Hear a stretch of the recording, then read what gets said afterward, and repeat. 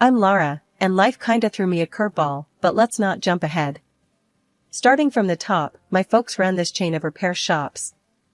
Dad was the brains, and Mom was the charm. When Dad passed, it was like the backbone of our family went with him. Mom decided to sell off the business, saying it was time to cash in and live a little. Can't blame her, really. She kept the big house, some cash for her golden years, and then dropped a bomb on me and Ava, my sister. We were each getting a cool $100,000. Ava, she's always been the wild one, eyes bigger than her stomach, dreams bigger than her wallet. Me? I was planning to stash half of that cash away, maybe start a small business, and have a decent wedding with Mark. Mark and I have been an item since college, the steady rock to my sometimes crazy waves.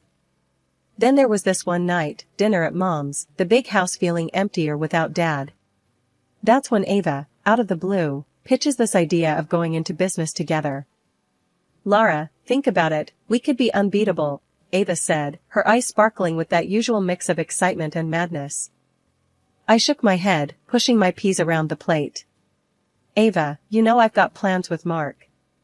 We've talked about this. Mark, sitting beside me, nudged my arm. Babe, maybe it's not a bad idea. Ava's got a point. You two together could really make something happen. And she's your sister, she won't screw you over. Ava jumped in, seeing Mark's support as a green light. Exactly. Come on, Lara. It's now or never. We can make our old man proud, start something he'd wish he did. I looked between them, feeling like I was being cornered. But it was that look in Ava's eyes, damn it, that made me cave. It reminded me of when we were kids, plotting some mischief. Alright, but we do this by the book. No funny business, Ava. Scout's honor. She laughed, clearly never a scout in her life. A few days later, Ava comes around with these papers, all official looking, talking about some investment fund I'd never heard of. She's all giddy, saying we're about to hit the jackpot with the interest this fund's gonna pay out. Hold up, what? I thought we were talking about a physical business. A cafe or something, I said, flipping through the documents, not understanding half of it. Change of plans, Lara. This is way better. Trust me, we're gonna be rolling in it, Ava assured, her excitement not quite infectious this time. I felt my stomach twist. Ava, this isn't what we agreed on. I didn't say yes to gambling our money away on some fund. We don't even know who's behind it. Ava waved off my concerns like swatting a fly. Chill, sis. It's all legit. You'll thank me when we're sipping mojitos on our private beach. The days after Ava's bombshell about the investment were a blur. I felt like I was walking through a fog, each step heavier than the last. The shock of her unilateral decision to throw our money into some shady fund was slowly morphing into a cold, hard anger. I cornered her one evening at Mom's place, where we'd often meet up for dinner. The house still had that cozy, lived-in feel, but Dad's absence hung over us like a silent specter. Ava, we need to talk about this fun thing, I said, my voice steady, but with an edge sharp enough to cut. What were you thinking? Ava rolled her eyes, her defense already up. Oh, come on, Lara. Don't start with me. It's done, okay? We're going to make bank. Just relax. Relax? I shot back, my calm facade cracking. You took our money, my money, and dumped it into something I didn't agree to. How am I supposed to just relax? Mark tried to step in, always the peacemaker. Ladies, maybe we should just sit down and talk this through. Stay out of this, Mark, I snapped, my frustration boiling over. This was between me and Ava, and I wasn't about to let him soften the blow. Ava leaned back, her arms crossed. Look, Lara, it's done. What do you want me to say? That I'm sorry? Fine, I'm sorry. But you're blowing this way out of proportion. It's an investment, not the end of the world. I could feel the vein in my forehead throbbing. Not the end of the world? That was my wedding money, Ava. Our father's legacy. And you gambled it away like it was nothing. It's not gambling if it's a sure thing, she countered, but even she didn't seem convinced by her own words. Mom walked in then, sensing the tension. "What's all this yelling about?" Ava and I turned to her, our battle lines drawn. I explained the situation, trying to keep my voice level, but the betrayal I felt was hard to mask. Mom listened, her expression growing more troubled with each word. When I finished, she sighed, a deep, weary sound. "Ava, is this true?" Ava shrugged, a defensive smirk playing on her lips. "Yeah, so what? It's going to pay off, you'll see." Mom turned to me, her eyes soft with sympathy. "Lara, honey, I know you're upset, but let's not make a bigger mess. No police, please. We're a family. We can sort this out." I felt like screaming, running, anything to break free from the insanity of the situation. But looking at Mom, seeing the plea in her eyes, I deflated. "Fine, Mom. For you. But this? This isn't over." The ride home with Mark was silent, a thick, uncomfortable silence. He finally spoke up as we neared our apartment. "Lara, maybe it's not as bad as it seems. Ava's made mistakes, sure, but she's your sister." I turned to him, my heart heavy.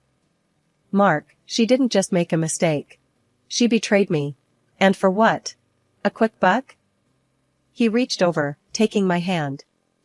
"We'll figure this out, Lara. Together. Okay?" His words were meant to comfort, but they felt hollow. The air felt heavy, like before a storm, when Ava dropped the next bombshell that turned my world upside down, again. It was at one of our family dinners, supposed to be a regular thing, but nothing felt regular anymore. Ava waltzed in hand, with Mark, my Mark. My jaw must have hit the floor because the room went silent, the kind of silence that screams. "Guess what, everyone?" Ava announced, her voice too cheery.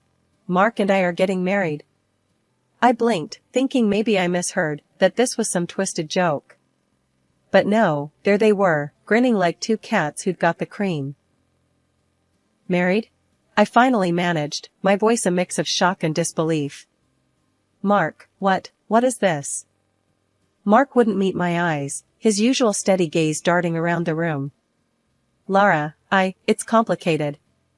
"I'm sorry, I didn't know how to." "Complicated?" I interrupted, feeling the anger boiling up from my toes. "You call this complicated?" Mom tried to step in, always the peacemaker. "Let's all just calm down and talk this through." "Talk this through?" I snapped, all my hurt spilling out. "How do you talk through betrayal?" Ava had the gall to look offended. "Betrayal? Really, Lara? I thought you'd be happy for us." "Happy?" That word felt foreign, bitter on my tongue. "You steal my fiancé, my future, and you want me to be happy?" Mark finally spoke up, his voice low. "Lara, it wasn't like that. Things just happened." "Just happened?" I echoed, my heart in pieces. "And what, Ava? Was this your plan all along? Use my money, then take my man?" Ava's eyes flashed, defensive. "It's not about the money, Lara. Mark and I, we have something real." "Something real," I repeated, the words tasting like ash. The room felt smaller, the walls closing in. I had to get out. I stormed out, leaving the chaos behind. The cold night didn't touch the burning rage and hurt inside me. In the following days, silence took over my apartment. Mark's things disappeared, and with them, the life I thought we'd have together. They moved away, but the pain stayed, a constant reminder of the double cross. Mom saw how broken I was and finally had a heart-to-heart with me. She was always the kind to look for peace, but even she had her limits. "Lara, darling, I know it's hard. But holding on to this anger, it'll only hurt you more," she said softly, her eyes filled with a mix of sadness and determination. I just stared, too hurt to consider forgiveness. Then she dropped another bombshell, one I didn't see coming. "I've decided to disinherit Ava. After all this, I can't. I'm leaving everything to you, the house, my savings. Everything." Ava and Mark, they'd chosen their path, and Mom had chosen hers, standing by me. It didn't make the betrayal any less painful, but it was a reminder that not everything was lost. I still had Mom, and in that moment, it was enough to start picking up the pieces. After the dust settled with Ava and Mark's betrayal, life felt like a series of motions, without emotion. But, as they say, time also heals, or at least it scabs over the wounds enough so you can start to move on. I threw myself into work, into renovating the big house Mom left me. It was during one of those long days, covered in paint and sawdust, that I met Ethan.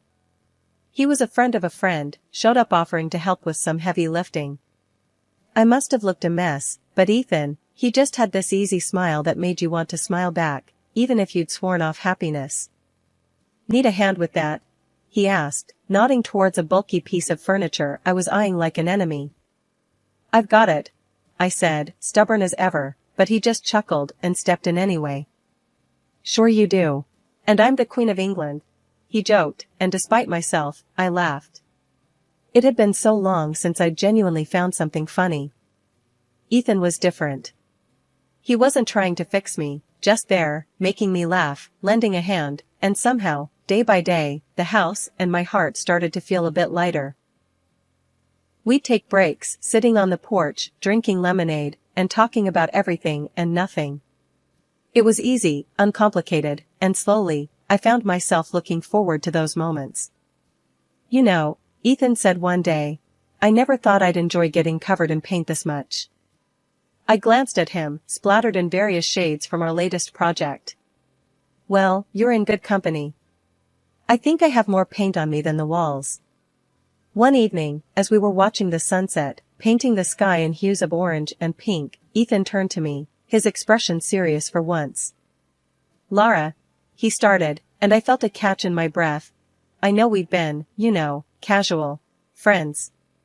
But I was wondering if maybe you'd like to, I don't know, see where this goes?" My heart, which I'd thought was locked up tight, suddenly felt like it might beat right out of my chest. I looked at him, really looked, and saw the kindness, the warmth. And I realized, I did want to see where this could go. "Yeah, Ethan, I'd like that," I said, my voice barely above a whisper, but it was enough. Recovery, I learned, wasn't just about moving past the pain, it was about being open to new beginnings, even when you're terrified. Ethan taught me that. He showed me that it's okay to trust again, to love, even when your past tries to convince you otherwise. Mom's passing was a blow, another wave of grief, but this time I wasn't alone. Ethan was there, his support unwavering, as we navigated the loss together. The house, once a reminder of everything I'd lost, became a home filled with love and laughter, promises of a future I hadn't dared to imagine. I was sipping my morning coffee, Ethan reading the paper across the table, when I saw it. An email from a name I didn't recognize, subject line reading, "Investment opportunity awaits."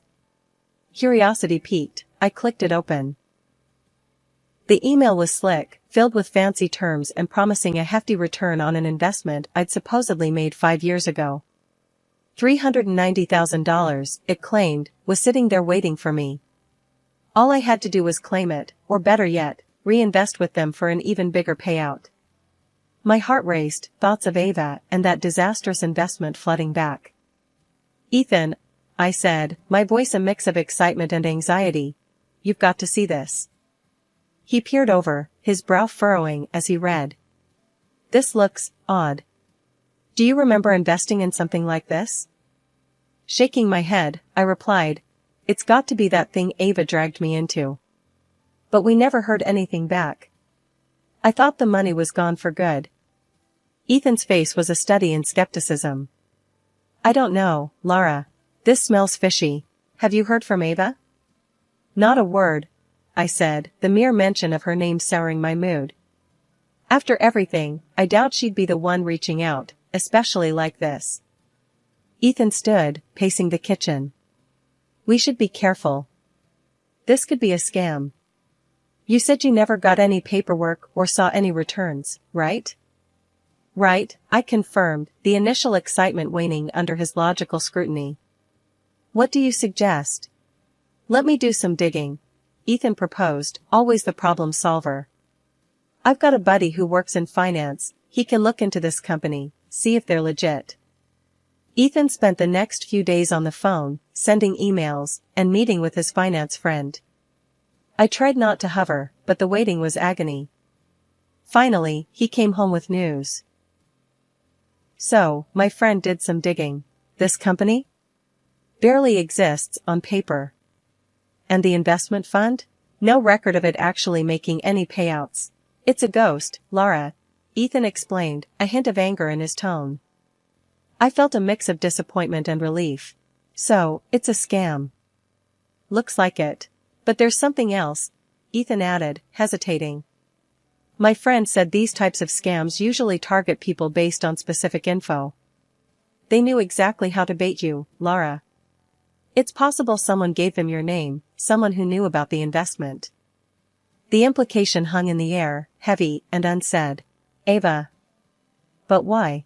And why now? I pondered, the question swirling in my mind. And then I realized everything. She found out about my savings, inherited from our mother. The weeks after Ethan decided to bring in a private detective were the longest of my life. Every day was like sitting on a bed of nails, waiting for any news that could explain the bizarre email and maybe shine a light on what Ava and Mark were up to. When we finally got the call to come in and discuss the findings, my stomach was in knots. The detective's office was one of those nondescript places, blending into the cityscape, easy to miss if you weren't looking for it. Ethan squeezed my hand as we sat down across from the detective, a guy named Dan, who looked like he'd seen it all twice over and then some. He had this calm way about him, but his eyes missed nothing. So, Dan started, flipping open a folder. Your sister and her husband have been busy. I braced myself, expecting bad news, but not ready for the depth of it. They've been moving from state to state, leaving a trail of fraud scandals behind them. It's quite the rap sheet, Dan continued, his voice steady. My heart sank. Ava, involved in fraud? It was hard to wrap my head around. And Mark? The guy I thought I knew? It felt like a punch to the gut. Dan didn't pause, laying out the rest like cards on the table. Right now, they're here, in your city. Your sister is posing as the owner of a large investment fund, drawing people in to invest in big projects. Ethan's grip on my hand tightened. But it's all a front? He asked, his voice hard. Exactly, Dan confirmed. She rented an office in a high-end business center, but it's all for show. Plans to collect as much as she can and then skip the country. They've already got visas and plane tickets. The room spun a little. Ava and Mark, planning to scam people out of their hard-earned money and then just flee? How could they have sunk so low? Ethan was the first to break the silence. Can we stop them? There's got to be a way to prevent this. Dan nodded, his expression serious. It's possible, but we'll need to act fast. Gather more evidence, maybe catch them in the act. It's risky, but it might be the only way to bring them down. I felt a mix of fear and determination. Ava was my sister, but the person Dan described? That was a stranger to me. And Mark? He was as good as a stranger now, too. We'll do it, I said, surprising even myself with the firmness in my voice. Whatever it takes. We can't let them hurt anyone else. D-Day felt like jumping off a cliff with nothing but hope that the water below wasn't too shallow. Ethan and I had laid all our cards on the table for the police, but Officer Daniel's plan still had me reeling. Undercover? Me? It sounded insane, yet here I was, strapped with a mic and a heart hammering so loud I was sure it could be heard across the room. The office of Ava's so-called investment company was a high-end affair, sleek and buzzing with activity. Walking in, I felt every eye on me, though most were probably just curious or too wrapped up in their own business to care. I approached a counter where a lady with a rehearsed smile greeted me. Welcome. How can we help you invest your future with us today? I cleared my throat, trying to sound confident. I'm here to look into investment opportunities. I've heard good things, I lied, feeling the weight of the hidden mic against my skin. Oh, wonderful. Let me show you our portfolio. We've seen remarkable returns this year, she chirped, sliding over glossy brochures filled with graphs that probably meant nothing. Nodding along, I played my part, signing up for a callback and expressing interest in attending their charity dinner. I'm considering a significant investment. I'll be more prepared to discuss this at the dinner, I said, laying the groundwork for the sting. The night of the charity dinner arrived, and Ethan and I blended into the sea of suits and sequins. Ava was there, radiant, making her rounds with Mark, my ex-fiancé, at her side. Her pregnant belly stood out thanks to the tight dress.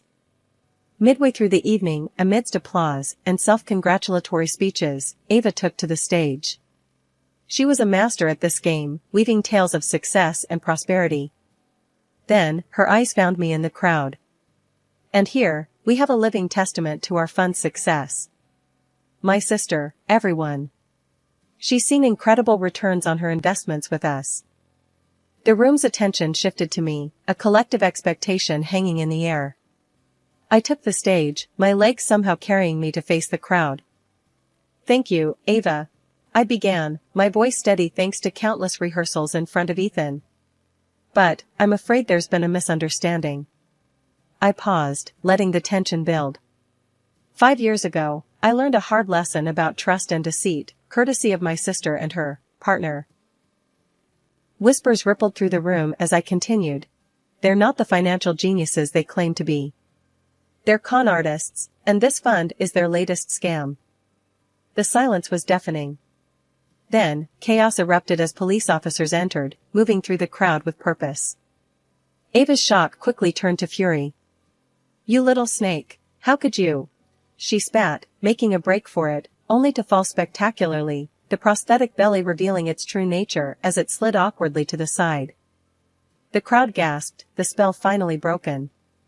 As Ava and Mark were taken into custody, the room buzzed with the realization of the truth.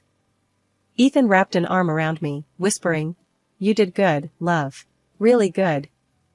The dust finally settled after the sting operation, and the reality of Ava and Mark facing the music for their actions started to sink in. Ethan and I sat in our living room, the early morning light casting a soft glow over the chaos of the past few weeks. Ethan broke the silence, his voice a mix of exhaustion and relief. You know, I never doubted we'd pull through, but seeing it all go down was something else. I leaned against him, feeling the weight of everything that had happened. I know. It's like waking up from a bad dream, except it all actually happened. He kissed the top of my head, a gesture of comfort and solidarity. What matters is it's over. Ava and Mark will get what they deserve, and we can start to move on. The thought of moving on was daunting yet necessary.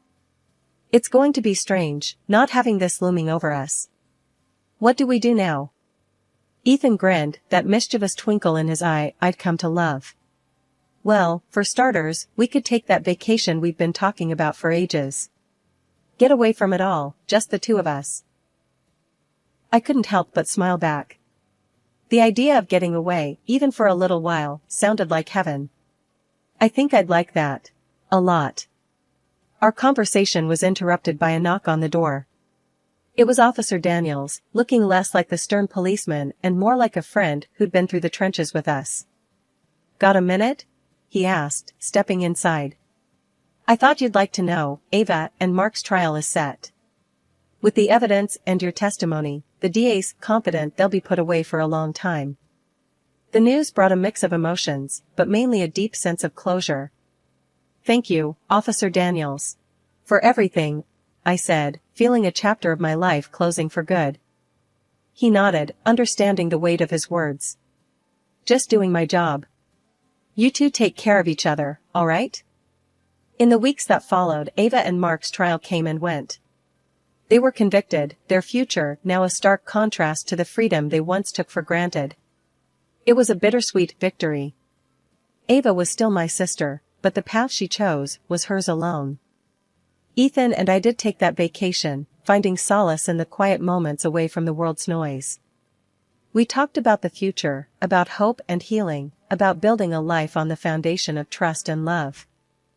The adventure we'd been through tested us in ways I never imagined, but it also showed me the strength we have together.